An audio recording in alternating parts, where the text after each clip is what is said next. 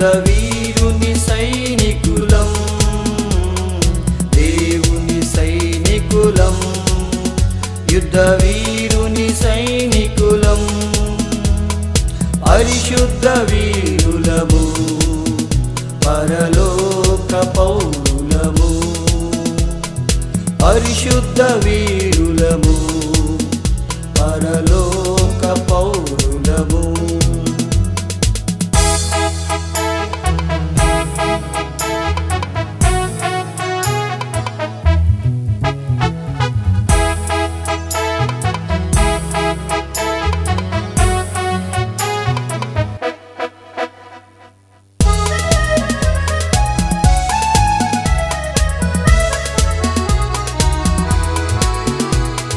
ప్రభు యేసు సన్నిధిలో, ప్రభు ప్రేమ సమర్పణలో, ప్రభు యేసు సన్నిధిలో, ప్రభు ప్రేమ సమర్పణలో, ప్రభు మహిమను పొందగా పరలోక బలముతో, ప్రభు మహిమను పొందగా పరలోక బలముతో, దేవుని సైనికులం, యుద్ధ వీరుని సైనికులం, దేవుని సైనికులం, యుద్ధ వీరుని సైనికులం, పరిశుద్ధ వీరులము, పరలోక పౌరులము, పరిశుద్ధ వీరులము,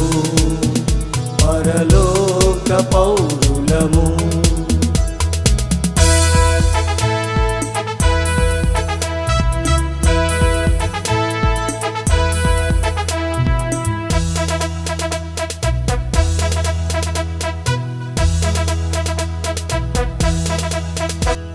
ప్రార్థన.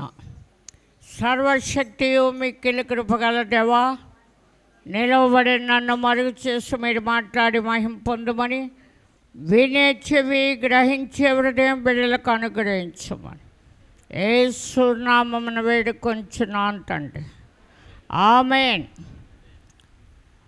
రోమీయులకు రాసిన పత్రిక 8వ అధ్యాయము 28వ వచనం చదువుకుందాం.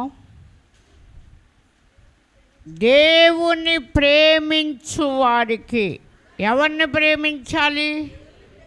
మీరు ఎవరిని ప్రేమిస్తున్నారు ఒక్కసారి మిమ్మల్ని మీరు పరిశీలనగా తెలుసుకోండి. దేవుని వాక్యం వినేటప్పుడు శ్రద్ధగా వినాలి. దేవుని వాక్యం శ్రద్ధగా వింటే దీవెనలు వస్తాయి. దీవెన పొందాలంటే శ్రద్ధగానే వినాలి.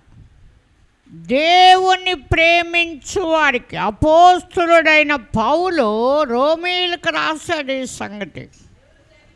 ధర్మశాస్త్రం అంతా కూడా చదివినవాడు, ఆ ప్రకారము నడిచినవాడు కూడా ఎవరిని ప్రేమించాలని? దేవుని ప్రేమించు వారికి, అనగా ఆయన సంకల్పము చొప్పున పిలువబడిన వారికి మేలు కలుగుటకై సమస్తము సమకూడి జరుగుచున్నవని ఎరుగుదుము అంటాడు. దేవుని స్తోత్ర. చూడండి, పిలువబడటం అంట. చీకటిలో ఉన్న మనల్ని ఆశ్చర్యకరమైన తన వెలుగులోకి పిలిచాడు. వినండి, వెలుగులోకి పిలిచాడు. చీకటిలో ఉండమల్లా, తడుంకోమల్లా, దెబ్బలు తినమల్లా. చీకటిలో ఏది కనిపించదు. కన్నులున్నా కటిక చీకటి కన్నులకి గుడ్డితనం కలుగు చేస్తుంది. దేవుని స్తోత్ర.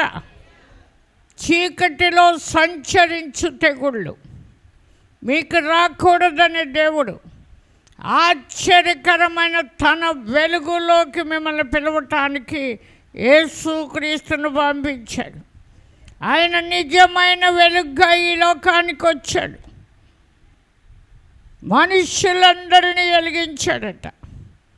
నిజమైన వెలుగు ఉండెను, అది లోకంలోనికి వచ్చి ప్రతి మనిషిని వెలిగించిందట. ఎవరిని? నువ్వు వెలుగుగా ఉన్నావా, ఇంకా చీకటిగా ఉన్నావా?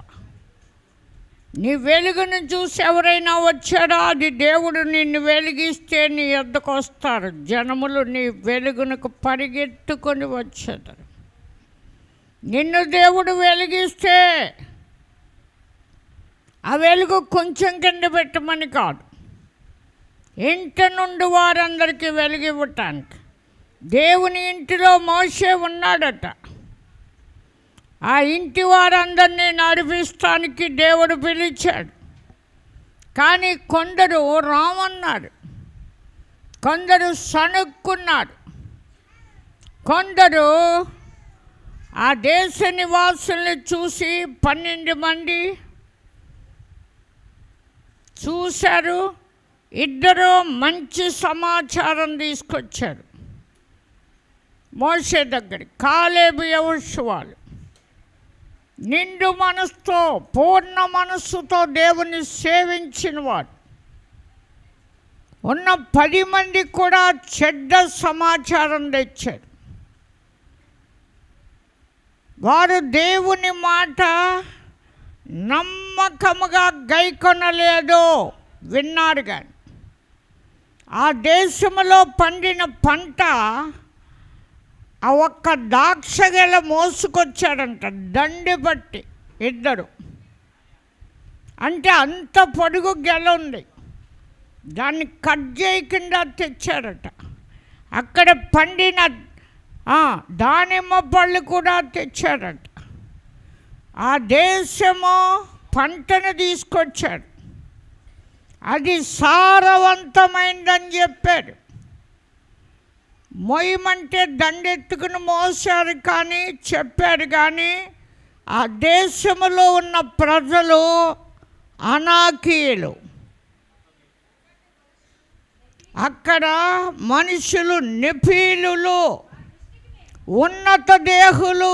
మా దృష్టికి మేము మిడతలుగా ఉన్నాం, వారి దృష్టికి కూడా అలా ఉన్నాం అన్నాడు. వీళ్ళు కళ్ళారా చూసి చెప్పింది ఏంటి అంటే మిడతల్లాగా ఉన్నాం అని. ఫరోని చూశారు, అతని రథాలు చూశారు. వెనక్కి మళ్ళించటానికి ఆ ధ్వనులన్నీ విని వెనక్కి వెళ్ళిపోతామన్నారు.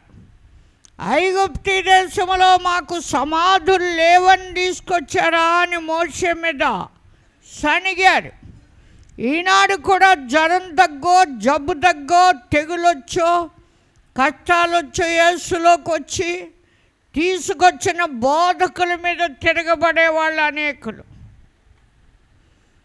దైవ సేవకులు నిందించే వాళ్ళు అనేకులు. దేవుని ప్రేమించిన వారు అలా నిందలు మరొకళ్ళ మీద మోపరు. ఉన్నాడు దేవుడని నమ్ముతారు. వాళ్ళు దేవునితో సహవాసం కలిగి ఉంటారు. దేవుని మాట అవునన్న మాట అవునన్నట్టుగానే ఉంటుందని ఎరిగిన వారు, దేవుడే భూమి ఆకాశములు సృజించాడని, నీళ్ల మీద భూమిని పరిచాడని, ఆ జలాలు ఈ జలాలు వేరుపరిచి దానికి ఆకాశం అని పేరు పెట్టాడని, ఆరిన నేలకు భూమి అని పేరు పెట్టాడని, ఆదిలో నుండి ఆయన ఏం చెప్పినా అది సృష్టి లోబడద్దని, ఇక్కడ లోబడిన వారే నూతన సృష్టిగా ఉంటారు. దేవుని స్తోత్ర. వాళ్ళే నూతన సృష్టి. 2 నమ్మారట, 10 మంది నమ్మలేదట. ఆ చెడ్డ సమాచారం తెచ్చిన వాళ్ళు ఏడుస్తూవట, మా భార్య పిల్లలు దిక్కుమాలోళ్ళు అయిపోతారు, యుద్ధానికి వెళ్తే వాళ్ళు ఏమైనా మమ్మల్ని చంపుతారు మిడతలను చంపినట్టు అని ఏడ్చారట. వాళ్ళ భార్య పిల్లలు కూడా ఏడ్చారట, ఇరుగు పొరుగును కూడా ఏడిపించారట. అందుకని దేవునికి కోపం వచ్చి వాళ్ళని తెగులతో కొట్టేశాడట. తెగులు ఇప్పుడు ఎవరికి వస్తుందో గమనించండి. విశ్వాసము లేని మూర్ఖ జనానికి వస్తుంది. అంటే నాకుంది తెగులు, నాకు మూర్ఖురాలనా? గమనించు, ఎవరిని ప్రేమిస్తున్నావో. బుద్ధిహీనుల అంతరంగమందు కోపము సుఖ నివాసం చేస్తుందంట. కోపం ఉందా నీ ఇంట్లో? నీలో ప్రాణానికి మూలమై ఉన్న దేవుడిని నువ్వు ఎరగకపోతే నీ ప్రాణం గొప్పదనుకుంటావు. మన ప్రాణం గొప్పది కాదు, గొప్ప దేవుడే ఊపిరి ఊదితే వచ్చిన ఈ ప్రాణం ఆగింది. దావీదు తెలుసుకున్నాడు, ప్రాణం ఆయిందని. నా ప్రాణమా యెహోవాను, ఆయన చేసిన ఉపకారాల్లో దేన్ని? ఆయన నీ దోషాలన్నీ క్షమించాడు, నీ సంకటాలంటే నీ తెగుళ్ళన్నీ కుదిర్చాడు, మేలుతో నీ ప్రాణాన్ని తృప్తిపరిచాడు, సమాధిలో నుండి నీ ప్రాణాన్ని విమోచించాడు అన్నాడు. ఎప్పుడే వెళ్ళిపోదు సమాధిలోకి, వెళ్ళకుండా విమోచించిన వాడు దేవుడు. గొలియాతు చేతిలోనే చచ్చిపోతూ రాజుగా ఎక్కడుండు అని ప్రాణంతో చెప్పుకున్నాడు. నిజంగా చాలామంది సగం దూరం నడిచాక వెనక్కి చూస్తారు. ఎందుకో? లోతు భార్య వెనక్కి చూసిందట. అలా చూడొద్దు. దేవుని ప్రేమించేవారు దేవునికి ఇష్టలవుతారు. దేవుని ప్రేమించు వారికి. వినండి, అబ్రహామునే దేవుడు పరిశోధించాడు. కారణం, ఇస్సాకుని ప్రేమిస్తున్నాడట. దేవుణ్ణి ప్రేమిస్తే గుడారం వేశాడు, ప్రార్థనలో ఉండును. ఇస్తానన్న దేవుడు ఇచ్చి తీరాడు. ఇస్సాకుని 25 సంవత్సరాలైనా ఇచ్చిన తర్వాత దేవుణ్ణి ఘనపరచాలి, కొనియాడాలి, స్తుతించాలి. దేవుని సన్నిధిలో హర్షించి ఆనందించాలి. కానీ ఇస్సాకుతో సమయం గడుపుతూ ఉన్నాడట. ఎదగనిచ్చి అంటాడు. చూడండి, ఆదికాండం 22లో, నువ్వు ప్రేమించుచున్న ఇస్సాకును నాకు నీ ఒక్కడై ఉన్న నీ కుమారుడు. ఇద్దరు అనుకుంటున్నావేమో, ఇస్మాయిల్ని ఇత్తక చూస్తావేమో. నీ ఒక్కడై ఉన్న నీ కుమారుడు అనగా నువ్వు ప్రేమించు. ఇక్కడ నాకు పాయింట్ దొరికింది. నాకు 4 కుమారుని ఇచ్చినా నేను ప్రేమించలేను, ఎవరిని కూడా ప్రేమించలేను. అని పిలవను, వాళ్ళతో మాట్లాడను. వాళ్ళ ముక్కు ముఖం పోలికలు అన్నీ నేను చూసే పనేవలేదు. ఇచ్చాడు దేవుడు, ఒక్కొక్కరికి ఒక్కొక్క పోలిక చొప్పున నరులను ఆయన పుట్టించాడు. తన స్వరూపమందు తన పోలిక చొప్పున నరుల్ని చేసినవాడు గొప్పడు, వారికి ఊపిరి ఊదినవాడు గొప్పడు. ఆదిలో ఆదాము నాసికారంలో దేవుడు ఊపిరి ఊదితే ఊపిరి ఎవరిదో తెలియక భార్య వచ్చాక భార్య మాట విని భార్యను కూడా దేవుడే తీసుకొచ్చి అక్కడ పెట్టాడు. అసలు దేవుడిని వదిలేసి భార్య మాట విన్నాడు. ఎవరి మాట వినాలని అనుకున్నాడు దేవుడు? దేవుని మాట వింటాడని వెంటనే సేద్యం చేసి భూమిలో నుండి ఒక్క పండైన ఆఖరునిచ్చి చేతులు పెట్టి పంపలా, వెంటనే బయటికి తోలువేశాడు. పిలిచి, నీ నిమిత్తం భూమి శపింపబడింది, ముళ్ళ తుప్పలు మొలిపించుద్ది అన్నాడు. కొత్తగా ముళ్ళ తుప్పలు గచ్చ పొదలు మొలిచి, ఆదాము దేవుని మాట మీరినందున మూర్ఖుల మార్గములో ముళ్ళు ఉరులు ఉంటాయని సామెతల గ్రంథం 22లో. కనుక యెహోవా యందు భయభక్తులు కలిగి ఉండుట వినయమునకు ప్రతిఫలం, దాని ద్వారా ఔశ్వర్యము ఘనత జీవం కూడా కలుగుద్దట. దేవుని స్తోత్ర. ఎవరి యందు భయభక్తులు కలిగి ఉండాలి? ఉంటే కొడుకుతోటి గడుపుతాడా? ప్రేమించి భార్యతోనే గడుపుతాడా? భర్తతోనే గడుపుద్దా? అన్నతో గడుపుద్దా? అధికారులతో గడుపుతారా? ఎవరితో గడుపుతారు? మీ సమయం పోనివద్దు, సద్వినియోగపరచుకోండి. అబ్రహాం అంతటి వాడిని దేవుడు పరిశోధించాడు. ప్రేమించే ఇస్సాకుని తీసుకొచ్చి మోరియా దేశానికి వెళ్ళి అక్కడ నేను నీతో చెప్పిన పర్వతములో ఒకదాని మీద దహన బలిగా అర్పించమన్నాడు. అలా కట్లు పేర్చి వాటి మీద నుప్పంటించి దహనం చేయమన్నాడు. ఎవరైనా చనిపోయాక చేస్తున్నారు మేము చూసినంత బట్టి. కానీ బ్రతికున్న ఇస్సాకుని ఇంటి దగ్గర నుండి బయలు వెళ్ళి కట్టెలు చీల్చి పనివారిని తీసుకుని అబ్రహాం వెళ్ళాడు, దేవునికి లోబడ్డాడు. మొరియా పర్వతాల్లో ఈ పర్వతం అని దేవుడు చెప్పకుండానే శిఖరం గల పర్వతానికి ఎక్కేశాడు. కట్టెలు పేర్చాడు. కట్టెల మీద ఇస్సాకు కాళ్ళు చేతులు కట్టి దాని మీద పెట్టాడు. కట్టి ఎత్తాడు. 10వ వచనంలో అప్పుడు అబ్రహాము తన కుమారుని వధించుటకై తన చెయ్యి చాపి కత్తి పట్టుకొనగా యెహోవా దూత పరలోకము నుండి అబ్రహామా అబ్రహామా అని అతన్ని పిలిచెను. అందుకతడు చిత్తం ప్రభువా అన్నాడు.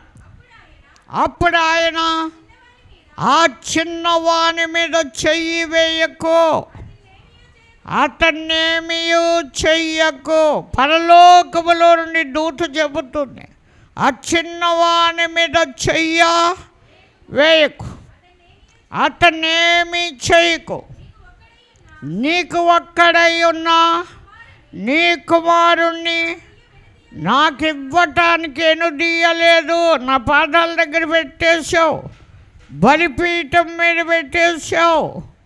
దహన బలి అర్పించటానికి కట్టెలు పేర్చడం చూశాను, కొడుకుని కాళ్ళు చేతులు కట్టడం చూశాను, వాడిని పట్టుకుని కట్టెల మీద పెట్టడం చూశాను. ఇవన్నీ చెప్పలేదు కానీ చూసుచున్న దేవుడు అంటే ఆగరు ముందే పేరెట్టింది కనుక ఆగరు చావటానికి ఇష్టపడలేదు దేవుడు. శారా పెట్టిన తిప్పలు పడలేక ఊట దగ్గరికి వెళ్ళిపోయింది అరణ్యంలో, అక్కడ మాట్లాడాడు. ఇప్పుడు అబ్రహాముతో ఇక్కడ మాట్లాడుతున్నాడు. నాకు ఇవ్వటానికి నువ్వు వెనక దిగలేదు కనుక నీవు దేవునికి భయపడవాడు. మీరెంత భయపడుతున్నారు? ఉందా భయం? ఎక్కడ ఎక్కువ సమయం గడుపుతున్నారు? కిరాణా కొట్టు దగ్గర, లేక స్నేహితుల దగ్గర, ఇరుగు దగ్గర, పొరుగు దగ్గర, ఎవరితో సమయం గడుపుతున్నారు?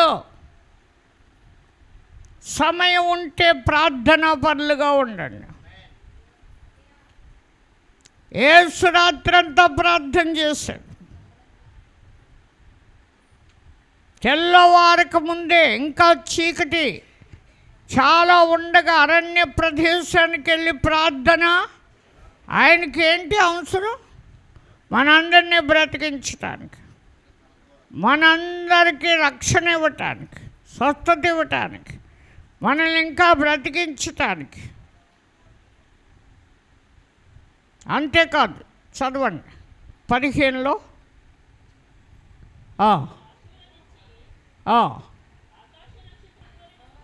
యెహోవా దూత రెండవ మారు పరలోకము నుండి అబ్రహామును పిలిచి, మళ్ళీ రెండోసారి కూడా అబ్రహామును పిలిచి ఇట్లా, నేను నీకు ఒక్కడై ఉన్న నీ కుమారుని వెనుదీయక ఈ కార్యము చేసినందున, ఇంటికా నుంచి బయటెళ్ళిన కార్యం భార్యకు చెప్పలే. ఇదివరకు భార్య మాట విన్నాడు, భార్య చెప్పింది చేశాడు. ఇదిగో నా దాసి అయిన ఆగరు, దీంతో పోతే నా కుమారునికి అంటుతాయి అన్నప్పుడు యెహోవా నాకు పిల్లలు ఇవ్వడు అంది. అన్న విన్నాడు, భార్యను ప్రేమించి. ఈసారి భార్యకు కూడా చెప్పలా, దేవుడు ఇలా చెప్పాడని. అవిశ్వాసులతో విజ్జోడుగా ఉండొద్దు అన్నాడు. అవిశ్వాసైన భార్య ఆట లేక భర్త, విశ్వాసి అయినా భర్త మూలంగా భార్య రక్షింపడవచ్చట, పిల్లల్ని కూడా రక్షిస్తాడట. కానీ భార్య అవిశ్వాస అయితే విని అవిశ్వాస అవ్వకూడదు, విశ్వాసాన్ని విడిచిపెట్టకూడదు. ఇక్కడ అబ్రహాము ఆ విశ్వాసంతోనే మోరియా దేశానికి వెళ్ళి పర్వతం మీదకి ఎక్కి బలిపీఠం కట్టి కుమారుడి దహన బలిగా ఇవ్వటానికి ఇష్టపడ్డాడంటే ఇవన్నీ నేను చూశాను అంటున్నాడు దేవుడు. చదువు.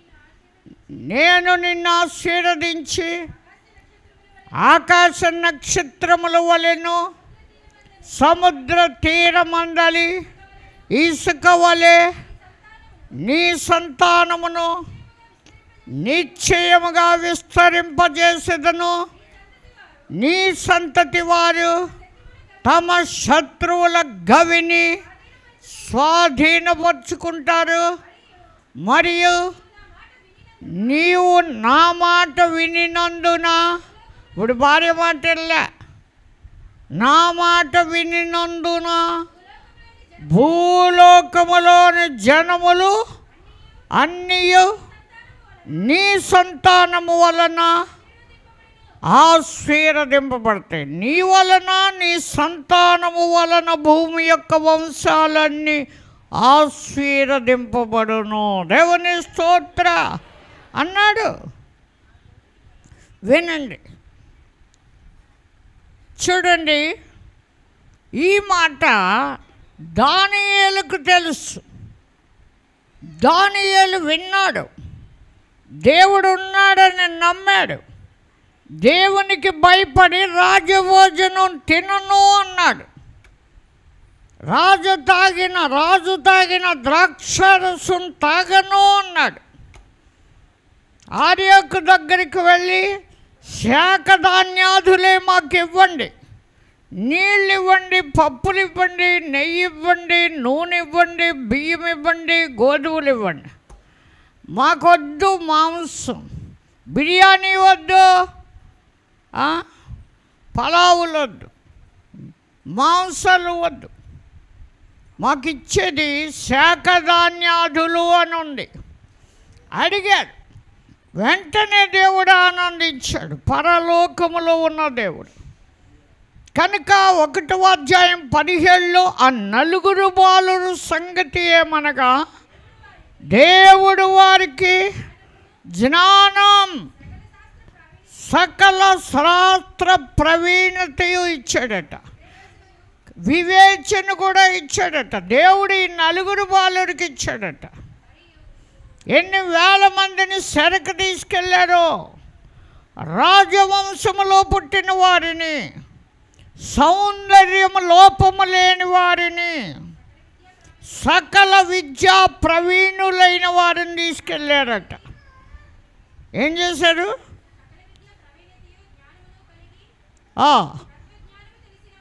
తత్వజ్ఞానము తెలిసిన వారై రాజనగరు నందు నిలవదగిన కొందరిని తీసుకోరమ్మని కల్దీల విద్యను భాషను నేర్పడానికి తీసుకురమ్మన్నాడంట రాజు. ఎక్కడికి వెళ్ళాడు? యూదయా దేశంలోకి వెళ్ళి యూదులు చెరలో ఉన్నారు. ఆ యూదుల్లో రాజవంశంలో పుట్టిన వాడిని తీసుకురమ్మన్నాడు. సౌందర్యం లోపము లేనివాడు, అంతేకాదు సకల విద్యా ప్రవీణులు, జ్ఞానం కలిగి తత్వం, మనిషిని చూస్తే కనిపెట్టేసే అంత తత్వం, మనిషి తత్వం కూడా ఎరిగిన వారై ఉండేవాడిని తీసుకురమ్మన్నాడు. వెతుక్కుంటే ఈ నలుగురు దొరికారు. ఇంకా చాలామందిని తీసుకొచ్చారు. ఈ నలుగురే ప్రసిద్ధికి ఎక్కారు. ఎందుకు అంటే వారు దేవునికి భయపడేవారు. తిండిపోతలు ఉన్నారే, రాజు పెట్టిన భోజనం తినేద్దు. వీళ్ళని దగ్గర పెట్టుకున్నాడు, వీళ్ళకి నా ఆహారం పెట్టండి, నా పానం ఇచ్చి వీళ్ళని నా ఎదుట ఇన్ని దినాల్లో నుంచోబెట్టండి అని ఆర్యోగుతో చెప్పాడు. అన్ని దినాలు ఇలాగలే, మేము తినమన్నాడు. ఆర్యోగ్ అంటాడు, నా ప్రాణానికి ఉరిదెత్తున్నారేంటి? రాజు పెట్టమన్న భోజనమే పెట్టాలి, ఇమ్మన్న ద్రాక్షారసం ఇవ్వాలి, లేకపోతే మీకు ఏదన్నా ఇచ్చానంటే రాజుకు తెలిస్తే ఉరిది అంటాడు. కనుక మా ప్రాణాలకి ఏంటి ముప్పు తెస్తున్నారంటే 10 దినాలు మాత్రం ఇచ్చి, అది రాజభోజనం తిన్నవారు ఎలా ఉంటారో మేము ఎలా ఉంటామో చూడన్నది. పరిశోధించుకోండి మమ్మల్ని, మేము ఉసూరుమంటా ఉంటావో కృషించిపోయి ఉంటావో. దేవుడు వారికి జ్ఞాన బలం ఇచ్చాడు, జ్ఞాన వివేకం, సకల శాస్త్ర ప్రవీణత ఇచ్చాడట. ఎంత గొప్ప మాట! అందరికీ జ్ఞానం ఎవరిస్తారు? అది తెలవదు వాళ్ళకి. మా తెలివి మా జ్ఞానం అనుకుంటారు. కానీ వినండి, ఇచ్చాడట. ఈ జ్ఞానం ఎప్పుడు పనికొచ్చిందంటే రాజుకు అప్పుడే కళ ఇచ్చేసాడు దేవుడు. కళ మర్చిపోయాడంట, భావం కూడా తెలవదట. కళ చెప్పమంటాడు, భావం చెప్పమంటాడు, కల్దీయులను పిలిచాడు, జ్యోతిష్కులను పిలిచాడు, గారడి విద్య గల వారిని పిలిచాడు, శకునగాండ్లు పిలిచాడు, అందరిని పిలిచాడు, సమావేశపరిచాడు. నేను కలగన్నాను, దాన్ని మర్చిపోయాను. కళ చెప్పండి, దాని భావం కూడా చెప్పండి, అప్పుడు మీ సామర్థ్యాన్ని బట్టి మీకు కానుకలు ఇస్తాను, కట్నాలు ఇస్తాను, గొప్ప బహుమతులు కూడా ఇస్తాను అన్నాడు. ఎందుకంటే కళ మర్చిపోయి రాజు కళతో వచ్చింది. ఆ కళతో పోవాలి అంటే తన దగ్గర ఉన్నది ఏమైనా దానం చేసి కళ తెలుసుకోవాలనుకున్నాడు. వాళ్ళ వల్ల కాదు. వాళ్ళని పిలిచాడు కానీ రాజా కళ చెప్పంటున్నారు. కళని మర్చిపోయిన సంగతి మీరు గ్రహించి కాలహరణ చేస్తున్నారు. కళ మర్చిపోయినన్న సంగతి మీకు తెలిసి ఉపాయంగా కాలం గడుపుతున్నారు. ఈ కళ చెప్పండి ముందు, అదేదో నేను వింటాను, దాని భావం తర్వాత చెప్పాడు. కానీ అంటే ఏ చక్రవర్తి శకునగాండ్ల వద్ద కానీ ఏ మనుష్యుడు భూమి మీద ఏ మనుష్యుడు రాజు అడిగిన సంగతి చెప్పజాలడు. నేను చెప్పలేను, రాత్రి మీకు వచ్చిన కళ. ఎవడు చెప్పజాలడు? ఏ చక్రవర్తియు ఏ అధికారియు శకునగాని యొద్ద, గారడి విద్య గల వారి యొద్ద, కల్దీల యొద్ద ఇలాంటి ప్రశ్నలు వేయలేదు. కలగని దాని భావం చెప్పండి, కళ చెప్పండి అనలేదు. ఇప్పుడు మట్టుకు చరిత్రలో రాయబడలేదు అలాంటి సంగతులు. జరిగిన సంగతులు చరిత్రలో రాస్తారు. ఫలానా రాజుల కాలంలో ఇలా జరిగిందని. అలాంటి దాఖలాలు లేవు, ఫోటోలేమీ లేవు. కానీ దేవతలు తప్ప ఇలాంటి సంగతి నరులు చెప్పటం అసాధ్యం అన్నాడు. దేవతల నివాసములు మనుషుల మధ్య ఉండవు కదా అంటున్నారు. నాకు చాలా నవ్వొచ్చింది ఆ మాటకి చదివినప్పుడు. లేనప్పుడు ఎందుకు గుళ్ళు కడుతున్నారు వీళ్ళు? తెల్లారగట్టలేసి శ్లోకాలు చదువుతున్నారు. ఉండవంట, నివాసం ఉండరంట, కానీ ఉండవట. అలా చెప్పారు. కోపం వచ్చింది. చెప్పబోతే వారందరినీ ఉరిదీసేయాలన్నాడు. చంపేయండి, ఉరిదీసేయాలి. నా దేశంలో ఇలాంటి శకునగాండ్లు గారడి విద్య గల వారు ఉండటానికి వీల్లేదు, జ్యోతిష్యులు ఉండటానికి వీల్లేదన్నాడు.